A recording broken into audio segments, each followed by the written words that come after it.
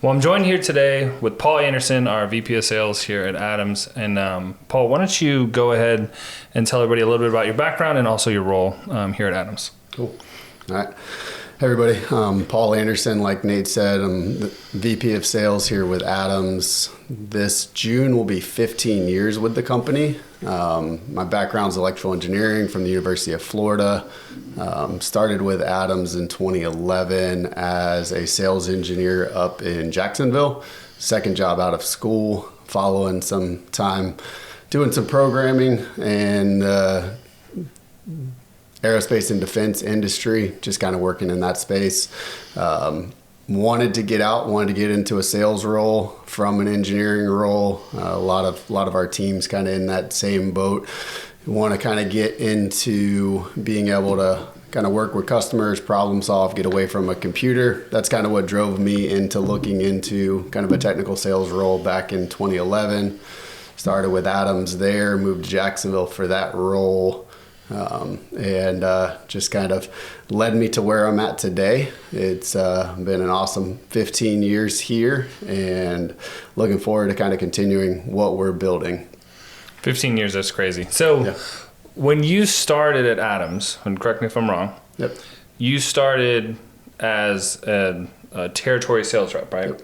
Which leads me into kind of the next thing I wanted you to clarify is could you just talk a little bit about our team structure on the sales side of things and how we're kind of set up? Yep. Yeah, when I started in 2011, we had a little bit different infrastructure than we had today, a little bit different of a company.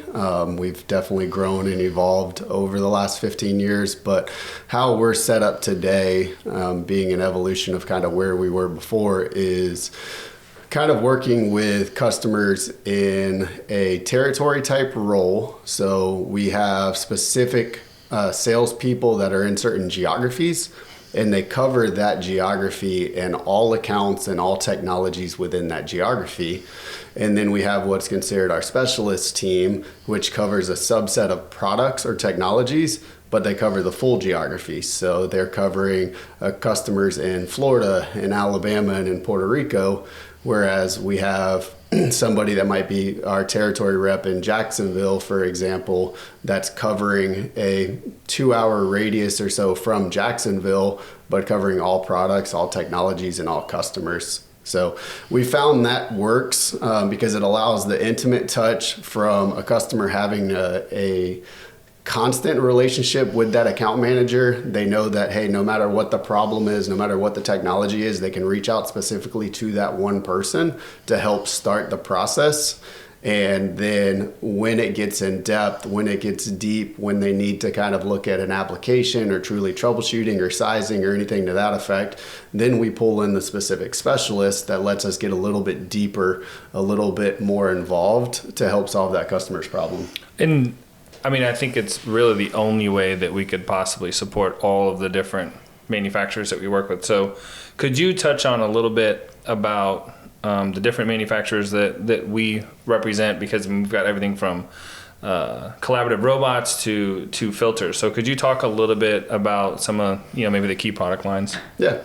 And I think that's one of the things that intrigued me about this role coming in, just because you're working on so many different technologies, you're working on so many different industries, which is pretty exciting. It also adds an element of a challenge there too. But just to kind of talk technologies, so we're looking at valve technology, so whether that's pneumatic, whether that's hydraulic, whether it's liquid type of valves, we're looking at everything from air preparation, so filters and regulators and shutoff valves in the beginning of systems or machines.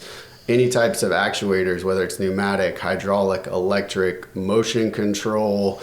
We're looking at hydraulic filtration. That's typically in more heavy industry type product or technologies and heavy industry type customers. And then from there, like Nate mentioned, like robotics, both collaborative and traditional or industrial, however they want to potentially call it. Vision inspection, RFID, condition monitoring, kind of a little bit of all facets, just with the focus of trying to help manufacturers either improve their processes, produce more, optimize equipment if they are an OEM designing a machine or designing a system. How can we help them design it better, smaller, faster, more economically? How can we potentially do that? So it's a wide range of kind of what we do. So with that, we really need to have specific subject matter experts around certain technologies to make sure that we're being the resource we need to be for the customers. And a little bit about, how some of that works is, you might have a territory sales rep out in an account, and a project might come up, and they might pull in a specialist to help, but then we also have a full engineering team, right? We have a full engineering team to support them.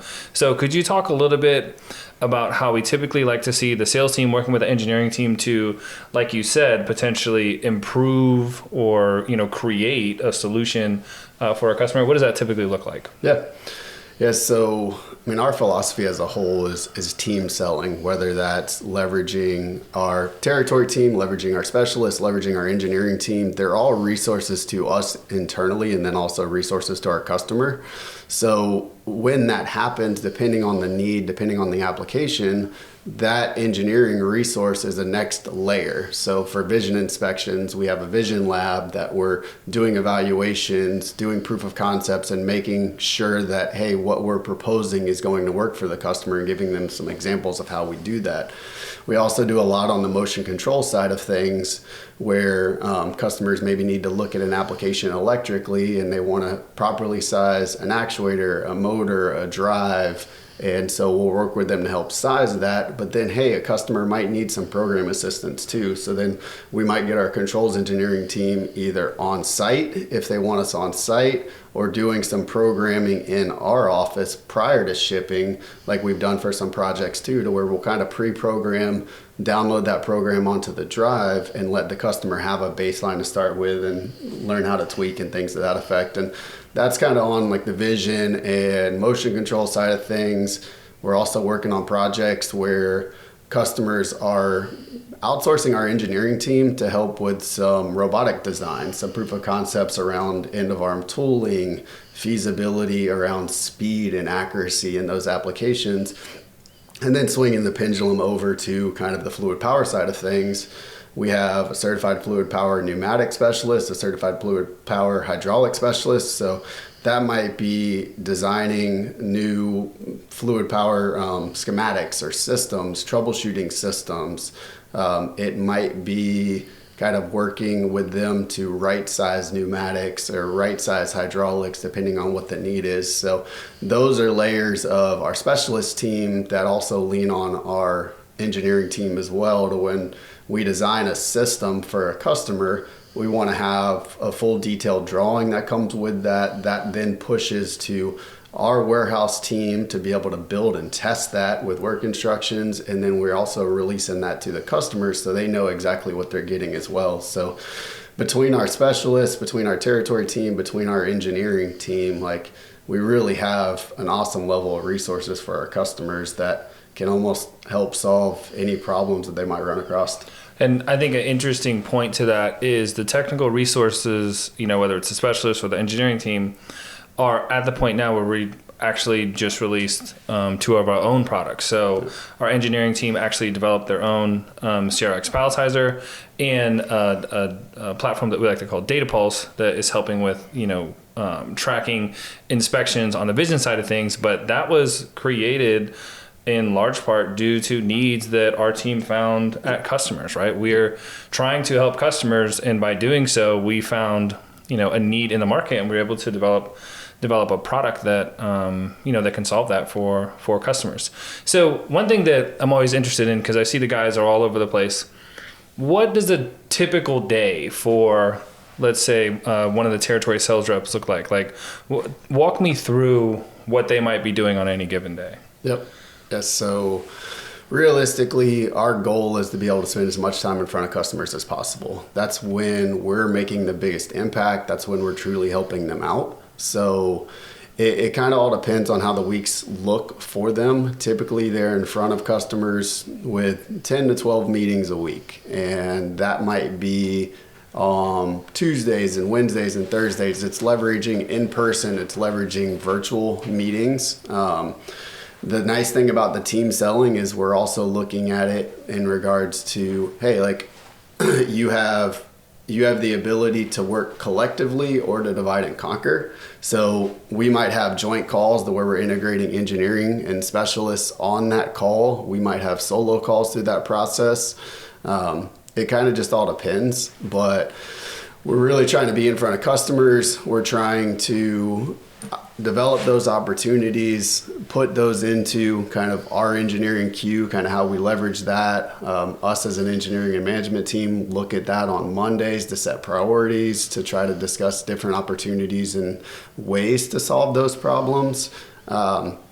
So realistically, the goal is for them to be in front of customers as much as possible and just allow them to truly uncover those needs, make sure they're showing customers new technologies, and really letting the customers see the intimacy of the local value that we provide. And I think a great example of the depth of the relationship that our teams, albeit engineering, or the specialists, or the territory, the relationship that they have with the customers is that we just had our Tech Fest event in Tampa last month. And we had over 600 people register. And the only way that you get 600 customers to register for anything is by being able to pull on the fact that you have a strong relationship. They trust you. They know that you're valuable, that you've been helping them. So to talk a little bit about how we, try to show up for customers and continue to build that relationship. Every year we have a Tech Fest event in Tampa, and over the past several years we've had one in Alabama as well. And really what we try to do is assemble our key product lines, and we challenge a lot of our partners to bring new demos and interactive items for our customers to be able to kind of walk through and get a sense of all the different things that we might be able to help them with, but to do it in an educational and entertaining way. I mean, this year we had Mario Kart, we had hoop shoot. We're trying to kind of lower the pressure and create an environment where our customers feel at ease, and they can talk, and they feel like, okay, this group can help me in all these different areas. And I think that the only reason that that's possible is because we have total buy-in from the team, and they're able to pull on the relationship they've built every day out in the field, whether that's helping somebody with a permit install or a filtration system or a vision system. At being able to assemble that many people in one place really speaks to the fact that our team does a great job building those relationships throughout the year. Yeah, and the Tech Fest is a big event for us.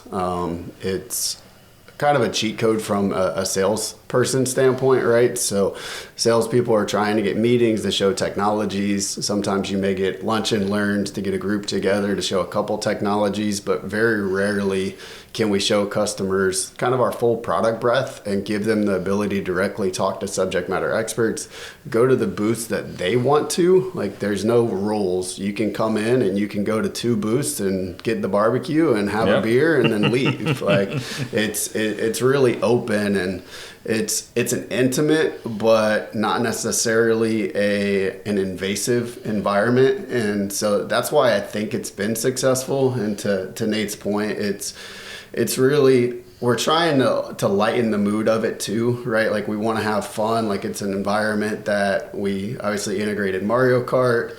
We had the hoop shoot. Last year we had cornhole tossing around. So that's good. Obviously the food and the drinks help too, but realistically it's a valuable investment to customers to come. Some come from 10 minutes away, some come from 4 or 5 hours away. And we want to make sure when they make that investment that they get the most out of it. And from the sales side of things, our culture is really like, we want the word out there from an engagement on a LinkedIn standpoint. Obviously, our company is very vocal when it comes to LinkedIn on our page and stuff, but in the same regard, that's the philosophy we try to keep with our team too.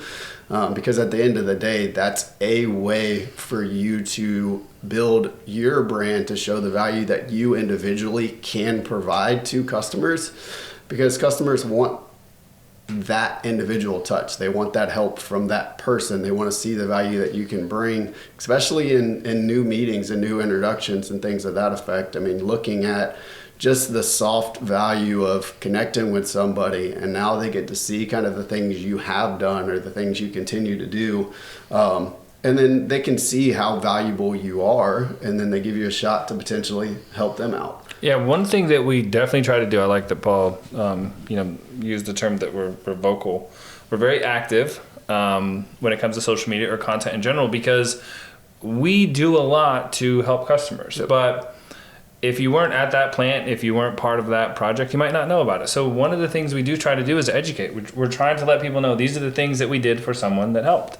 And all of that is geared around someone else being like, oh yeah, I didn't even know there was a solution to that problem. Yep. Let me reach out to them. And we really do encourage our team and try to kind of empower them with the agency to create their own content, right? Travis has got a full-on split personality Panama Jack, and he makes videos, and he's got a wig on, and it's it's just cool because you don't see that often in this particular market. So to really lean into the uniqueness and the personality that we have as a company, and then really we carry that through everything that we do. So probably every single day we're posting, and there's a good chance that if you're on the team, your face might be cropped over a different image. I mean, just recently for St. Patrick's Day, we posted dancing images of Jeff, Paul, and Doug as leprechauns. So that we want to be entertaining, but we also want to be educational, and we want to be approachable, right? We want customers to feel like they know us, so that when it's time for us to help them, improve their product or bring their line back up, or reduce their downtime, they can, because they feel like they've been watching us, right? They feel like they know us. So I think that is really important, and Paul and his team have done a great job over the past couple of years embracing that. Yep. And I mean, testament, today Paul's here doing the podcast. That is not something that you see very often in this space, and it just speaks to how willing the team is to do things that would help customers. Yeah, it's a culture I think you have to create, because it's not easy, and like Nate might have said, not natural to kind of do that, right? You can always feel that you have plenty of other things to focus on, and the value of that time spent on putting that content out there, putting that post out there, is usually not immediate, and we're always trying to seek immediate ROI for that, right? Yeah. And some of it's just kind of the slow play. And think about Panama Jack. I'm sure he never thought it was going to evolve. Travis never thought it was going to evolve to what it is today when he put a first video out there, right? And now when we go to events, when we go to conferences or anything to that effect, Panama Jack's one of the most known people in our industry. Yeah. So it's great. And I think that's obviously a fun thing. But realistically, why that works is because the value that Travis provides is so impactful to our team and to our customers. And then customers love being able to see the lighter side of it too, right? You get them involved in a meeting. It's not Panama Jack in the meeting, right? It's Travis, and he's solving that problem, and he's looking to see how we can truly help customers.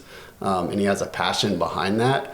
And then hey, he jokes around and puts some content together too, right? And so that's what we try to do. I remember we did a golf event a couple years ago, and I couldn't make it. And so I think myself and Doug couldn't make it. And so Nate decided to get kind of fat heads of myself. Core fat heads on sticks in the golf clubs. Of myself and Doug. And so we're kind of walking around the golf course with everybody and being created as a lighter side to it, a joking side to it. I'm just glad that some of my team members didn't post me up in front of the tee box and then hit a golf ball through my head or something. So I must have been being nice to them that week, so they didn't feel like they had to pay me back anything. And I think really what that speaks to, like Paul said, is the culture, and also just doing things like what you said about Travis. Travis didn't really expect that might turn into something, but he had an idea and he did it. Yep. And I think that's a lot of how we approach, not just the marketing side of things, but also helping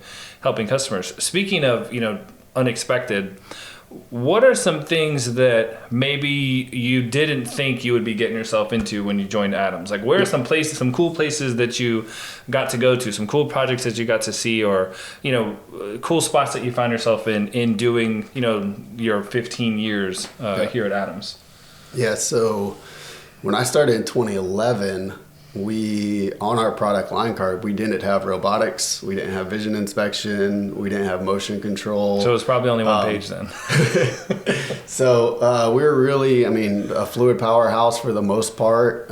We handled sensing and I/O distribution and things to that effect. But 2014, shout out to Doug for kind of just building our portfolio, building the relationships in the marketplace, and giving us as a sales team an opportunity. And so we partnered with robotic brands, we partnered with vision, we partnered with motion control, and we still have some of those partners today in regards to Kollmorgen and in regards to Cognex, in regards to 80/20. We added them kind of all around that same time frame. So that 2014, 2015 kind of time frame was really big for us.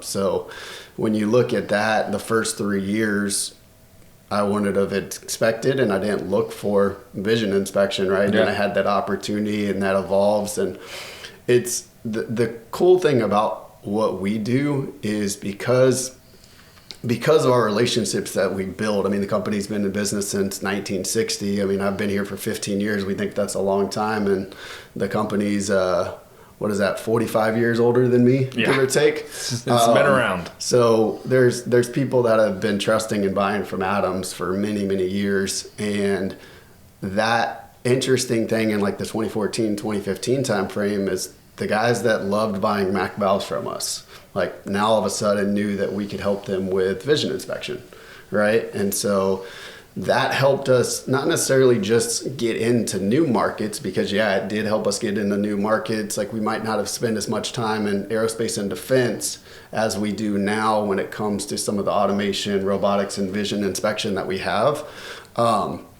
So it's gotten us into new markets, but it's also got us deeper into existing customers. We have, for example, like we work in steel mill industry, right? And so like in the steel mill industry, you might think fluid power, you might think pneumatic valves that are reliable with Mac valves. You might think of hyperfiltration to make sure that the oil is clean. Mm-hmm. You might think of Moog servo valves. You might think of different types of actuators throughout the system and all that stuff. But like one of the cool projects I worked on is, okay, now this heavy, harsh industry was interested in what we can do for vision inspection, to inspect a billet length, to read barcodes from a traceability standpoint before it goes into a reheat furnace, things to that effect. Like, so that's pretty cool to be able to kind of help customers more broadly. And I think that's the power of like what we can do with our customers, what I valued in like a territory role, because you're intimate, you're close, you live kind of in that same community as those customers and things of that effect. But you can also help so many different facets of them. You can help them on the reliability side. You can help them on the controls, automation, and innovation side, and really just continue to be that resource for them that they don't necessarily have to look outside for other resources once you kind of see the value that you can provide, once they see the value that you have in your team. So that's been pretty cool to kind of see. And then fast forward that to 2022 when we expanded in Alabama. That was another big opportunity, a big leap for us to go into a new marketplace. They didn't know our name. We didn't know a lot of what was going on up there, right? Nope. Perceived that we could just kind of rinse and repeat what we're doing in Florida. And that's not the case. And you learn and you evolve. But we've loved the opportunity there. The customers there are awesome to work with. New industries when it comes to automotive that we didn't really have in Florida. So there's us introducing ourselves to them, and then them kind of introducing their needs and projects and opportunities to us, and building that trust layer on both sides to verify that it's a good fit and kind of grow that partnership as well. And it was cool last fall because we opened our office. We opened an office in Bessemer, which I didn't even know was a city until, later part last year. Opened an office in Bessemer, which is great. We have team members, up there and even stationed in the office, which is also up. And then right after we opened the office, we had our TechFest Alabama, and we were actually able to get 200 people to register. We always do it at Back 40. Shout out Back 40, they're a great host. Great swag. Yeah, great we swag. Probably had 120 customers come out, and that's awesome. I mean, we've only been around for a couple of years, so to see that people are interested in what we're trying to do, able to meet and start to build those relationships with our team that's new up there. I mean, all that is great. And to Paul's point about the relationship building again, it was since I've been at Adams, but we switched the territory role, we switched their title to be consultant. Right? And I think that what Paul was describing is exactly why. It's because they really are almost like a manufacturing optimization consultant. Like, you tell me about your problems, and I might be able to go grab a camera or a filter or a robot or a valve, like you said, or 80/20. We've got all of these different things that we could potentially deploy. And even at TechFest, we brought on SICK. So SICK was a new vendor at TechFest. So we had a lot of their sensing items there. And then we also brought on TOWIE. So TOWIE had ergonomic lifters that seemed to be a huge hit. It was super cool to see this thing lifting up, concrete bags. So that was really awesome. So to your point about expanding the product line, if there's a product out there and we see a fit for it with our customer base, like, we're not shy about going and seeing if we can add it. I mean, our line card is probably changing, twice a year sometimes, because we're always adding things that we think the customer might benefit from. So with that, I mean, hopefully that gives you a little bit of a sense about who we are, here at Adams, what it's like, at least to work on Paul's team or kind of in the sales environment, the type of technical resources we have with the specialists and the full engineering team, and just talk a little bit about, what we're trying to do in the Southeast. So do you have anything to close with, Paul? No, I mean, I think that the reliability and automation consultant thing was something that we did a couple years ago, and it's because I want to also challenge our team to show up as that consultant, right? So it's not necessarily just how the customer maybe perceives us, right? That, hey, we can consult with them to solve problems. And to Nate's point, it might be adding products to our portfolio that fill a niche or fill a gap that we see in the marketplace.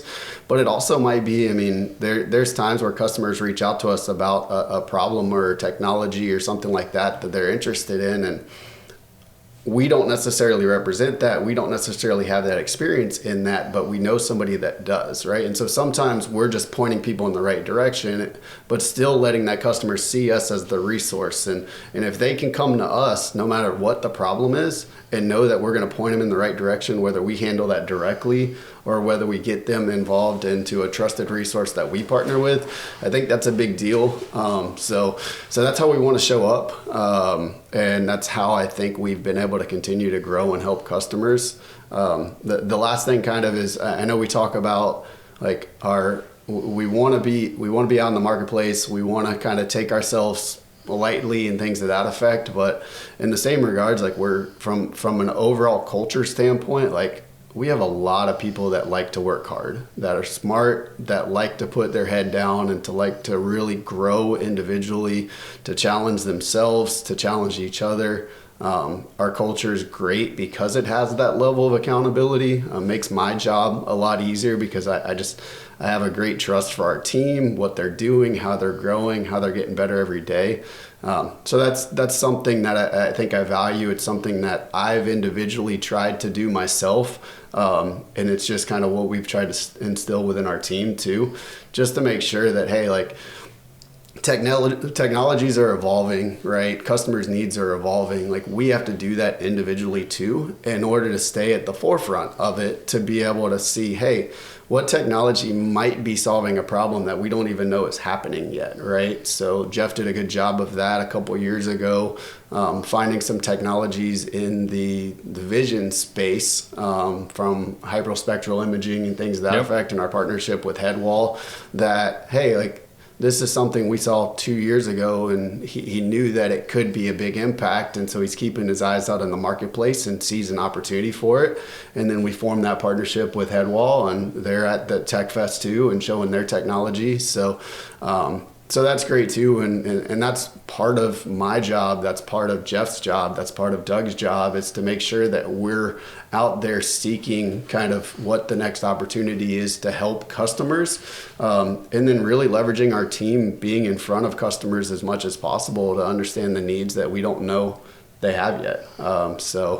So we have to consistently challenge ourselves to think outside the box, to improve, to differentiate ourselves, and let the customers see the value that we can provide. Yeah, and to Paul's point, we want to be top of mind. We want to be top of mind in the market. And to do that, it takes not only a mix of, obviously you have to have great products to represent, but you also have to be ready and willing to show up, in whatever the role is, whether it's engineering or specialist or, territory sales. There are plenty of things that we did for the first time in an effort to solve problems for customers. And we're constantly trying to your point, see what's out there in the market to provide support, not just to our customers, but also to our internal team. Doug's made a tremendous investment in technology that helps us be, more efficient. We rolled out HubSpot a few years ago. We've got a pretty sophisticated CRM system set up for distributors. So we're constantly trying to look at how we can improve, and we're not afraid to change. We absolutely are not afraid to change. And if it is in the service of helping our team perform better, deliver more value to customers, is absolutely something that, that we're looking at doing, and, we're kind of taking it head on. Yeah. And HubSpot we rolled out February, I think 22. So just hit 4 years with HubSpot. Awesome platform. Really was able to take it from kind of the guts of it and make it work in our process. A lot of times with CRMs, you kind of have to have your process work into the CRM versus vice versa. And shout out to Nate for all the work kind of he's done in the background to help maybe some of my visions and some of my ideas with the CRM kind of come to life, because it's designed to be a resource to help like our sales team to manage their territory, to manage their funnel, to stay on top of priorities, and like being able to make it as user friendly as possible, being able to put all the information that we need in that system and let that be the resource that our team gets to use.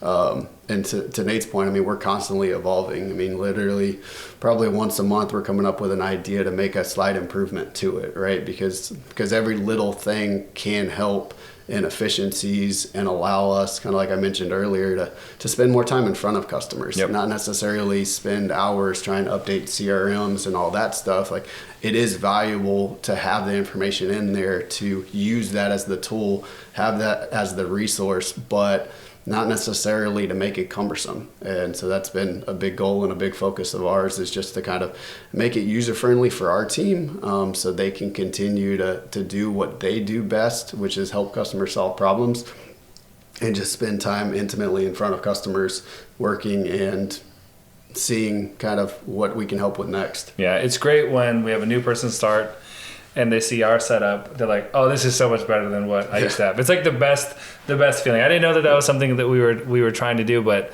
always you obviously want to provide tools to your team that they use, and to the greatest extent possible they enjoy using, or at least they don't hate. And it does seem that we've been able to do that with HubSpot, which is great. But like Paul said, it allows us to use AI, automation, workflows to try to get the data that we have out there in the market, whether it's a factory lead or something, from ZoomInfo or maybe from our website, get that to the sales team as quickly as possible so that they can act on it, ultimately to help the customer as fast as possible. And really that's what we're trying to do. We're trying to help, our customers stay competitive in the global marketplace. And, there are many, many things that it takes to support that. And, hopefully today we helped everyone understand a little bit more about how we do that. Shout out to the team and to Doug for making the investment to help us grow. Like you said, at least over the past 10 years, we've made tremendous, strides. So with that, Paul, thank you so much for joining me on the podcast. All the contact information for us will be down below this episode. If you have any questions, please feel free to reach out to us at adamscorp.com. And until next time, keep getting better, faster, smarter. See you guys.